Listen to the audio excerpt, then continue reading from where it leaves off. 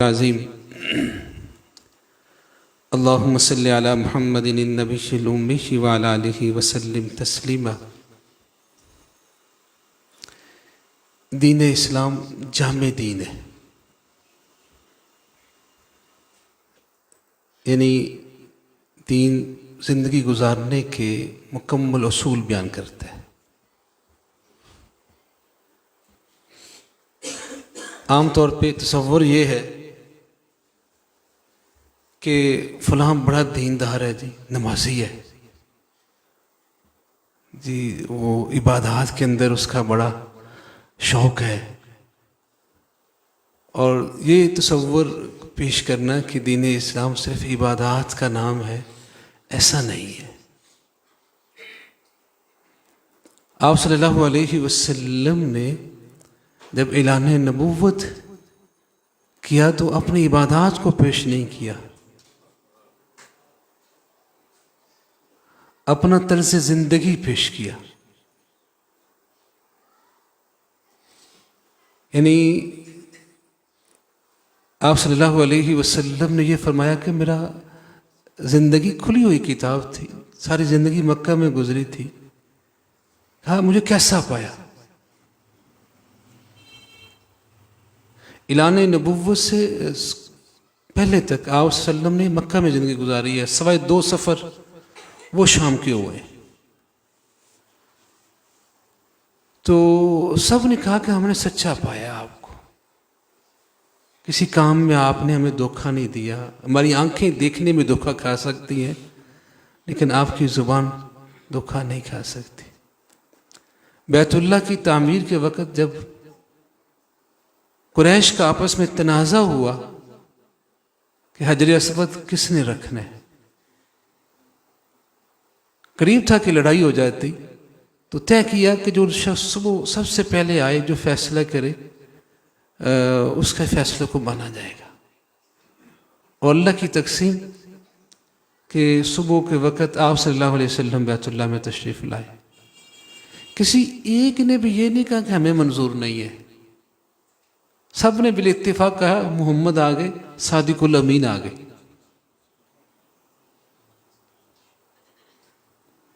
यानी आप सल्लल्लाहु अलैहि वसल्लम की ज़िंदगी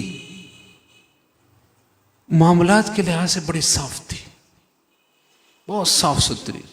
जब खदीजतुल कुबरा रज़ी अल्लाह ताला अन्हा का माल तिजारत लेके आप शाम गए तो कुछ माल में पानी लग गया था खजूरों में। जैसे आम ताजरों की आदत है कि वो खलत मिल करके सेल कर देते हैं, आप सल्लल्लाहु अलैहि वसल्लम ने ऐसे नहीं किया, बल्कि खुश खजूरें एक तरफ कर दी और तर एक तरफ कर दी। साथ वाले कहने लगे ये क्या कमाई करेगा, और अल्लाह ने सबसे ज़्यादा बरकत आप सल्लल्लाहु अलैहि वसल्लम को दी। सच्चाई में बरकत है, सफाई में, साफ गोई में बरकत है। और वो नफ़ा तो हुआ ही हुआ, लेकिन उस साफ गोई का एक फ़ायदा हुआ कि ज़िंदगी का साथी अच्छा मिल गया। बाज़ दफ़ा बंदा किसी को धोखा दे लेता है, लेकिन अच्छे साथियों से महरूम हो जाता है। साफ सुथरी ज़िंदगी में अल्लाह लोग अच्छे दे देते हैं ज़िंदगी में चलने के लिए। तो दीन इस्लाम में अर्ज़ कर रहा हूँ कि सिर्फ इबादत का नाम नहीं है, मुकम्मल ज़ाब्ता हयात है। हमारे आज के ज़माने के बुज़ुर्गों में से मुफ्ती तकी उस्मानी साहब ने एक बड़ी अजीब बात लिखी कि इबादत दीन का एक हिस्सा है, सारा दीन नहीं है। इबादत दीन का एक हिस्सा है, सारा दीन नहीं है। और फिर उन्होंने एक मिसाल पेश की कि हमारे दर्स निज़ामी में एक किताब पढ़ाई जाती है, उसका नाम हिदाया है। ये 4 जिल्दों पे है और ज़िंदगी का हर मसला उसमें आ गया है, इबादत से लेकर सारे मामलात तक।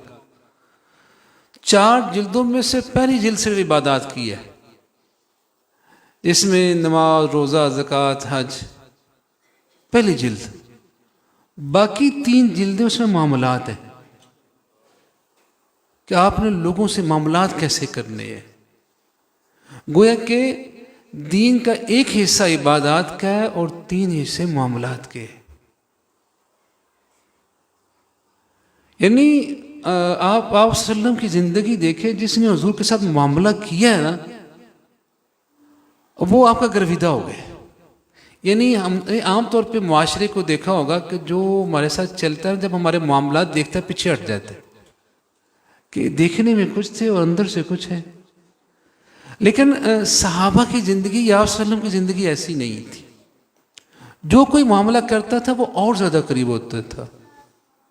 मामलात की सफाई इतनी थी, साफ गोयाई इतनी थी। और ये दीन इस्लाम का हुस्न है कि आप सल्लल्लाहु अलैहि वसल्लम ने जो ज़हनी तरबियत की थी, उसमें यह नहीं था कि सब कुछ दुनिया है। उसमें यही था कि अगर आप दुनिया में मामला ख़राब कर लेते हैं, आपकी आखिरत भी बिगड़ती है। यानी वो आप सल्लल्लाहु अलैहि वसल्लम की हदीस है ना कि आप सल्लल्लाहु अलैहि वसल्लम के पास जंग के मौके पे एक शख्स आता है, जंग के मौके पे।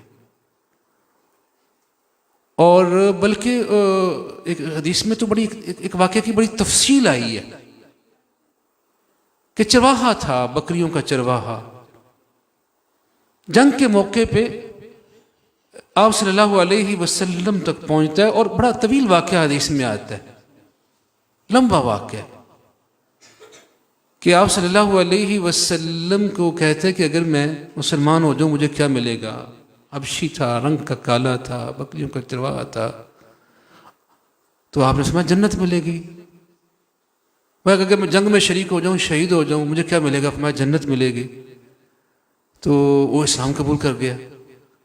तो आप सल्लल्लाहु अलैहि वसल्लम ने कहा अब तेरे लिए जंग में जाने की इजाज़त नहीं है।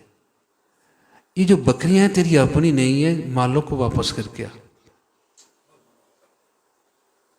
माले को वापस करके आ। मैदान जंग में लोग दूसरों का नुकसान को कुछ समझते नहीं है।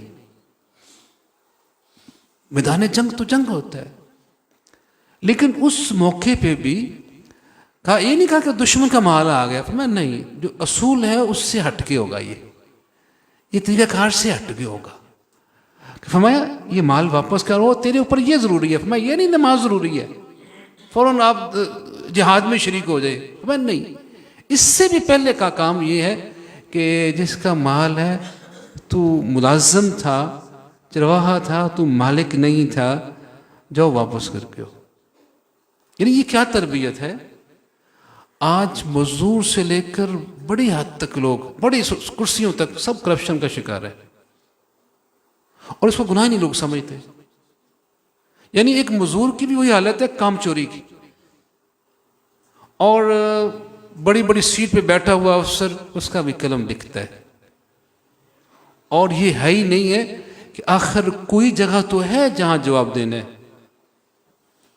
वो हदीस शरीफ में है कि एक शख्स आप सल्लल्लाहु अलैहि वसल्लम के पास आया, कहा हुजूर ये जंग का मौका है, मैं अगर जंग में शरीक हो जाऊं, शहीद हो जाऊं, मेरे गुनाह माफ हो जाएंगे? मैं हाँ हो जाएंगे। उसने 1 दफा सवाल किया, 2 दफा किया, तीसरी दफा किया, जाने लगा ना, आपने हर दफा ये जवाब दिया, हाँ तेरे सारे गुनाह माफ हो जाएंगे। वह वापस आओ, थोड़ा सा आगे गया, वापस आओ। अभी जिब्राइल आए, उन्होंने मुझे बताया इल्लत दैन, कर्जा माफ नहीं होगा। हम लोगों का माल पकड़ लेते हैं, इस्तेमाल करते रहते हैं, और मार्केटें तो गंदी हो गई हैं। आज देते हैं, कल देते हैं, परसों देते हैं, और परेशान करते रहते हैं, और मकसूद दूसरे के माल से पैसा कमाना है। मतलुल गनी जुल्म।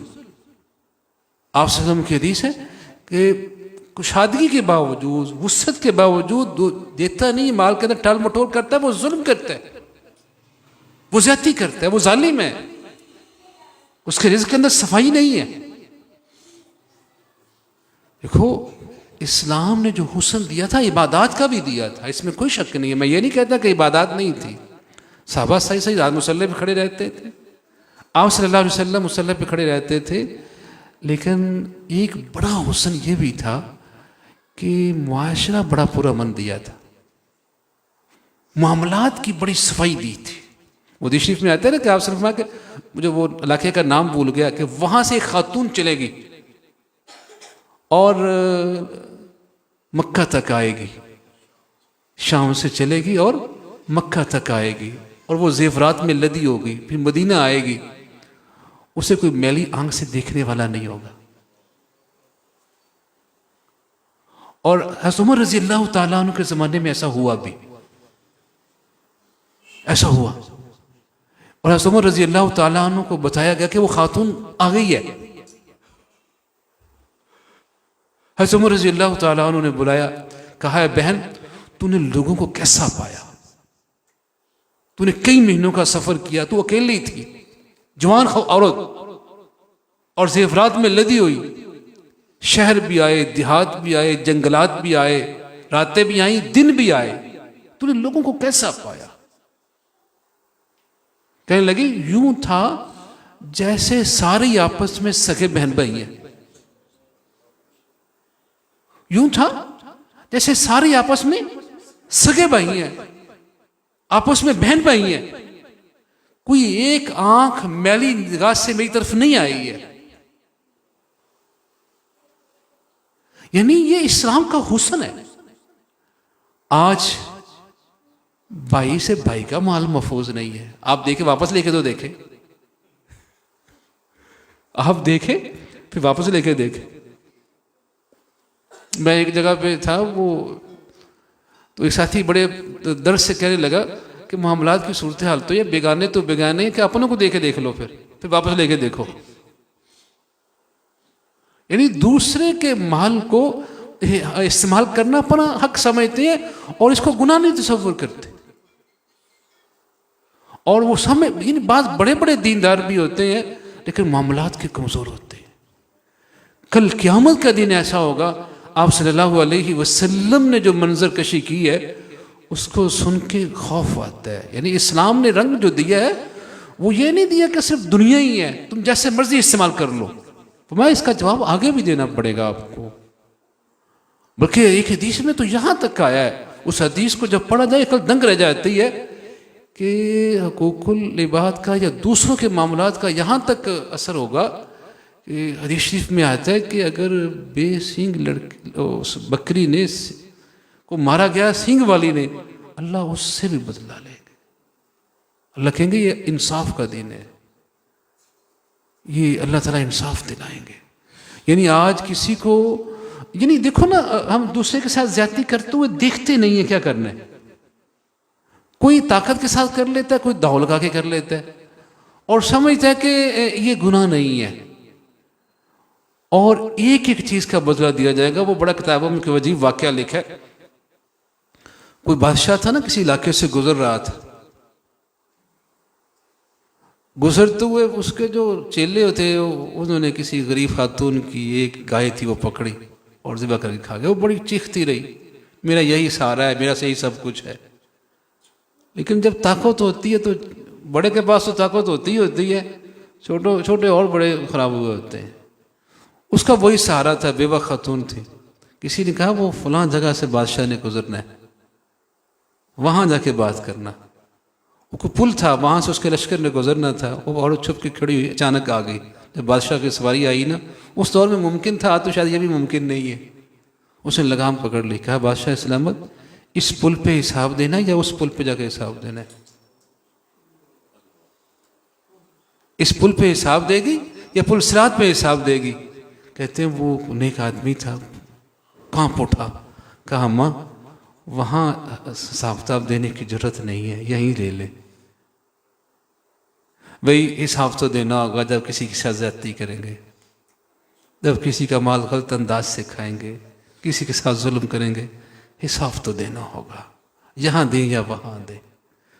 बल्कि मामलात जिनके खराब होते हैं ना, उनके दुनिया के मामलात भी खराब हो जाते हैं, आखिरत तो बिगड़ती है, दुनिया में भी वो मसाइल का शिकार हो जाते हैं। यानी अपनी जिंदगी को साफ सुथरा गुजारना, साफ सुथरा। आप किसी को धोखा दे रहे हैं, मत समझो उसको धोखा दे रहे हैं, आप अपने आप को धोखा दे रहे हैं। अगर यहां लोगों की निगाहों से बच भी गए, कल अल्लाह के दरबार में नहीं बच सकेंगे।